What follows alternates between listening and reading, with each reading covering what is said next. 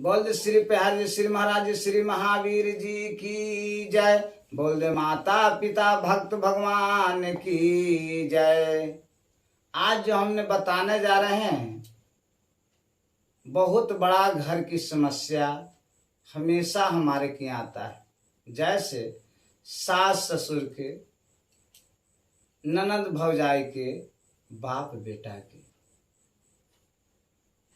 क्यों? इसके पीछे कारण क्या है कि हर घर में कलह है। कलह को समाप्त करने के लिए मैं एक विचार आप लोग का बीच में रख रहा हूं। किस तरह व्यवहार रखना चाहिए वह आपको सामने बताने जा रहा हूं और सुनाने भी जा रहा हूं साथ में। जैसे सास को हमेशा बहू को बेटी की तरह देखना चाहिए और बहू को भी हमेशा सास को माँ की तरह ही देखना चाहिए।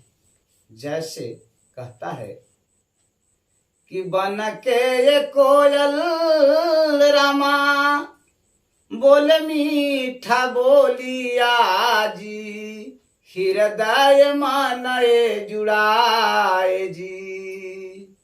वैसा ही ये बोलिया रामा कोयल के समानावा जी, सासु के ये बोलिए हुराहे जी। हृदय मानाएहु गद गद होखे जी, प्रेम एहु बाहु के जुड़े जी। यदि प्रेम से, मीठा वचन और मीठा बोली से बहू को बेटी की तरह यदि बोला जाए तो बहू भी सेवा के लिए हमेशा तत्पर रहेगा। साथ में बहू को भी विचार कैसा रहना चाहिए और व्यवहार कैसा रहना चाहिए और बोली कैसा रहना चाहिए। हमेशा सास को माता के समान हमेशा देखना चाहिए और माँ कह के ही संबोधित करके, किसी को बुलाने के लिए हो, अपनी माँ को या कोई काम की जरूरत पड़े तो माँ कह के ही पुकारे, जीवन आनंद और गदगद हो जाए। कैसे? आनंद ए नगरिया रमा तितिर के समानावा जी, सासु के जगुत सुनावे जी। बहुआ के बोली रामा तितिर के समानावा जी, कोई सुने कोई नाही एहु सुने जी।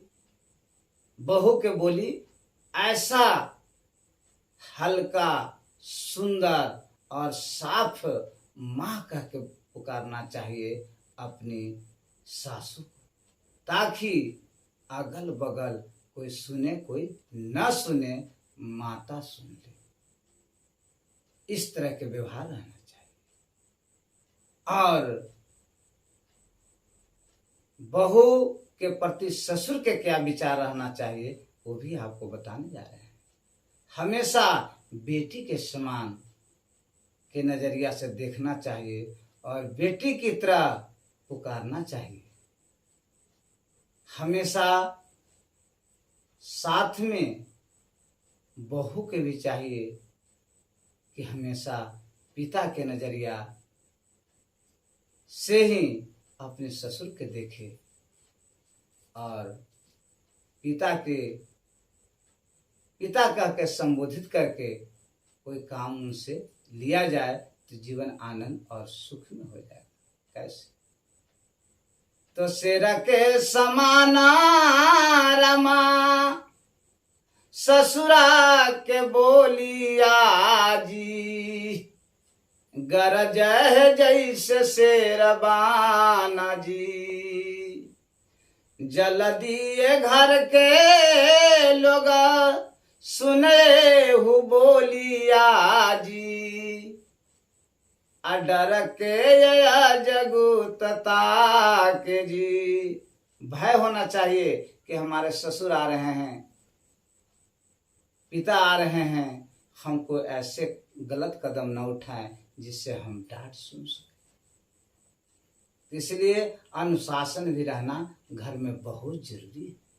इसलिए घर का मुखिया का आवाज टाइट रहना चाहिए और मीठा भी रहना चाहिए, जिससे शीघ्र आनंद मिलेगा। मेरे भाई, ननद और भौजाई में किस तरह व्यवहार रहना चाहिए? ननद हमेशा भाभी को दोस्त के समान, सहेली के समान और बहन के समान देखना चाहिए, और भाभी का भी अपना सहेली के समान, बेटी के समान और दोस्त के समान देखना चाहिए। साथ में बोली भी बोला जाए तो हंस के समान, जिससे जीवन आनंद और सुख में भी रहे। साथ में भाभी और देवर के विचार कैसा होना चाहिए? हमेशा भाभी को माता के नजरिया से देखना चाहिए और भाभी करके संबोधित करना चाहिए।